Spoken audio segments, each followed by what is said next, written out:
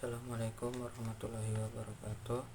Perkenalkan, saya Arif Hidayat Muzaki dari jurusan Pendidikan Agama Islam, Fakultas Ilmu Tarbiyah dan Keguruan. Di sini saya akan menjelaskan tentang isim. Isim yaitu kata benda yang tidak terkait dengan waktu. Saya akan menjelaskan isim berdasarkan jenisnya, berdasarkan jumlahnya, kemudian berdasarkan nakiroh ma'rifatnya, dan berdasarkan mabni mu'rabnya. Yang pertama, isim berdasarkan jenis. Isim berdasarkan jenis itu ada dua, yaitu mudzakkar dan muannas. Untuk yang mudzakkar itu contohnya seperti qalamun atau Muhammadun, yaitu yang bermakna laki-laki. Dan yang kedua adalah muannas. Biasanya muannas itu ciri-cirinya ada tak marbutoh, seperti Fatimatun, ada tak marbutohnya, Saburatun, yang seperti itu. Kemudian isim berdasarkan jumlah. Isim berdasarkan jumlah itu ada tiga. Yang pertama itu mufrad, yang kedua musanna, dan yang ketiga jamak. Untuk yang mufrad itu yang berarti satu doa, yang berarti bermakna satu, seperti kolamun itu bermakna pensil, dan pensil atau pulpen itu bermakna satu. Ini doang, kolamun berarti satu pulpen. Kemudian untuk musanna itu bermakna dua, seperti ketika kita ada dua pulpen, berarti kita menyebutnya itu kolamani. Itu biasanya ditambahi alif dan nun. Kemudian untuk jamak itu terbagi lagi menjadi tiga, yaitu jamak mudzakkar salim, jamak muannas salim, dan jamak taksir. Baik, untuk jamak mudzakkar salim, itu jamak yang bermakna laki-laki, yang maknanya laki-laki, kemudian jumlahnya lebih dari tiga, jumlahnya tiga atau lebih. Untuk jamak mudzakkar salim itu contohnya seperti muslimun. Nah, di akhirnya ditambahi wawu dan nun menjadi seperti muslimuna. Nah, di situ ada penambahan wawu dan nun. Nah, jadi itu adalah laki-laki muslim, jadi banyak itu, muslimun menjadi muslimuna. Kemudian untuk yang jamak muannas salim seperti muslimatun itu ditambahi alif dan ta, jadi nanti jadinya muslimatun. Itu ada alif dan ta, jadi dari muslimatun menjadi muslimatun. Itu berarti perempuan muslim yang banyak itu. Kemudian untuk jamak taksir. Nah, jamak taksir tadi jamak muannas salim itu adalah makna perempuan yang banyak, jadi yang bermakna perempuan tetapi jumlahnya banyak. Oke. Kemudian untuk jamak taksir itu sama, yang memiliki makna banyak, tetapi untuk dari segi kalimatnya itu berbeda dengan aslinya. Contohnya seperti kitabun. Nah, bentuk mufradnya itu kitabun, tetapi kalau dijamakkan menjadi kutubun. Nah, seperti itu. Itu untuk isim dari segi jumlahnya. Oke. Kemudian untuk isim, untuk isim dalam nakirah dan ma'rifatnya.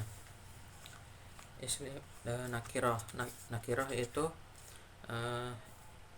yang memiliki makna umum, jadi tidak terfokus, tidak terkhususkan untuk salah satu atau tertentu, jadi umum.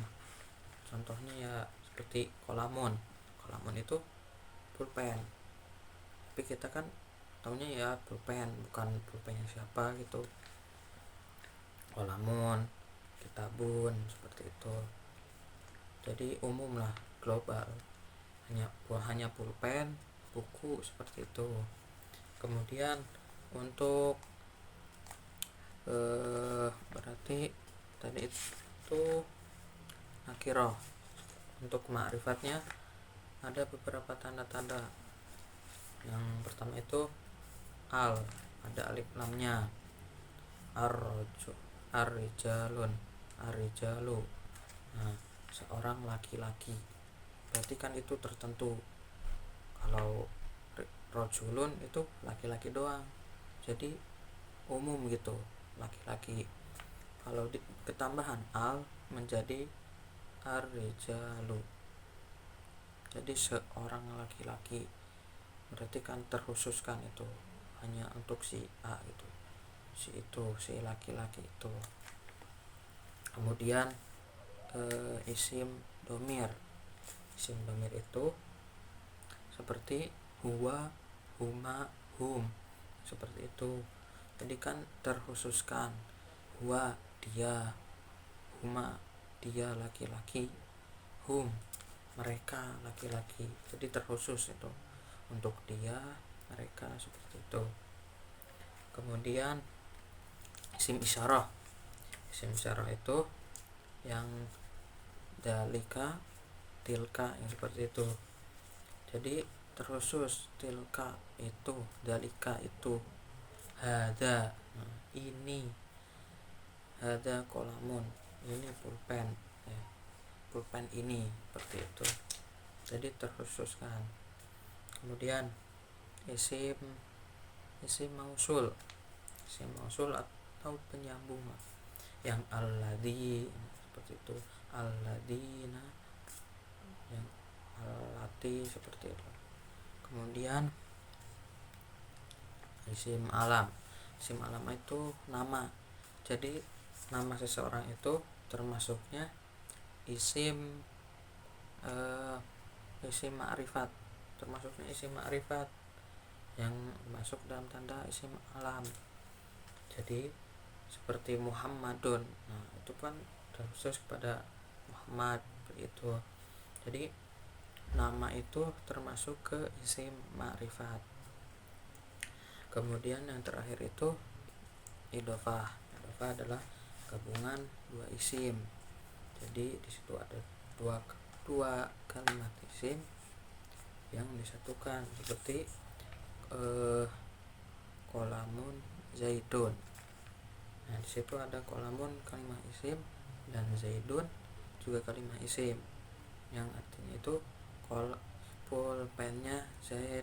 Nah, berarti kan itu terkhususkan, pulpennya Zaid, bukan hanya pulpen doang, bukan hanya kolamun gitu. Nah, itu untuk isim berdasarkan nakirah ma'rifatnya. Kemudian untuk mabni dan mu'rabnya, yaitu yang bisa berubah, jadi akhir kalimatnya itu bisa berubah harokatnya, bisa jadi fathah, kasrah, atau dhamma. Contohnya huwa zaitun, nah di sini dun. Kemudian ra'aitu zaidin, nah ra'aitu zaidin, nah, kasrotan. Kemudian ra'aitu zaidan, nah, maaf. Kemudian marortu bi zaidin, nah, karena ada bi jadi din. Nah, di situ berubah antara dun dan din. Huwa zaidun, marortu zaidan, ra'aitu zaidan, marortu bi zaidin. Nah, Kemudian yang mabni itu tetap nggak bisa dirubah, nggak bisa diubah-ubah.